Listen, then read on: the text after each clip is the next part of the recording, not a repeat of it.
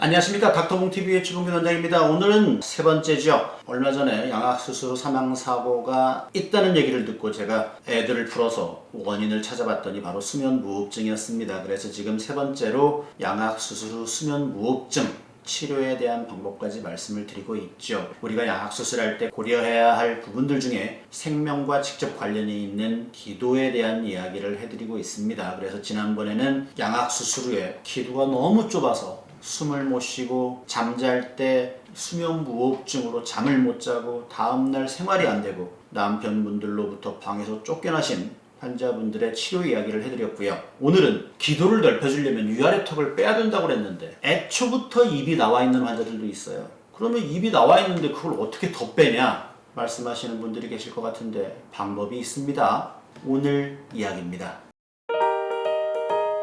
먼저 사진을 보시죠. 환자분 기도도 매우 좁아져 있고 입도 나왔어요. 두 번째 사진을 보면 기도는 46에서 192로 횡안이 넓어지고 그런데 입이 들어갔습니다. 뭘까요? 하악외소증 환자분들인데 입이 나오면서 기도가 좁아져 있죠. 이럴 때는 기도를 넓힌다고 위아래 턱을 빼면 입이 더 나와서 못생겨지고 또 어떤 환자분처럼 입이 나왔다고 무조건 집어넣다 보면 기도가 좁아집니다. 그래서 입은 들어가고 기도는 넓어져서 코골이가 다 없어진 환자분입니다. 다른 케이스를 보시죠. 이 환자분도 마찬가지입니다. 기도는 좁아져 있고 입이 나왔어요. 전형적인 하악외소증인데 기도를 넓히기 위해서 앞으로 꺼내지 않은 입이 더 나오고 입을 집어넣자니 기도가 더 좁아지고 그래서 제가 양악수술로 위아래 턱을 전진해서 기도를 넓히고 돌출입수술로 입을 집어넣은 경우입니다.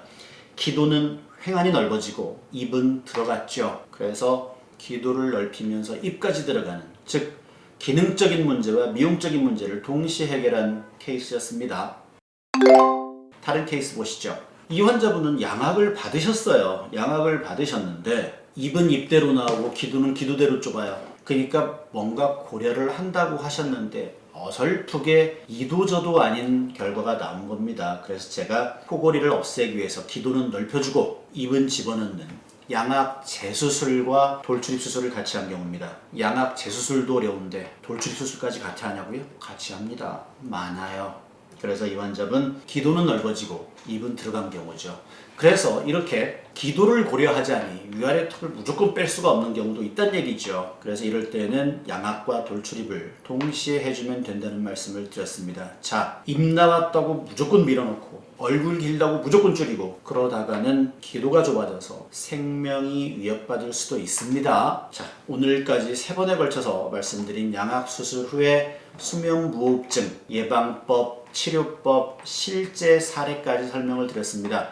양악수술, 큰 수술이면 맞지만 위험성은 윤곽수술, 가슴수술, 코수술과 같습니다. 안심하고 수술 받으십시오. 닥터봉TV의 최봉균이었습니다.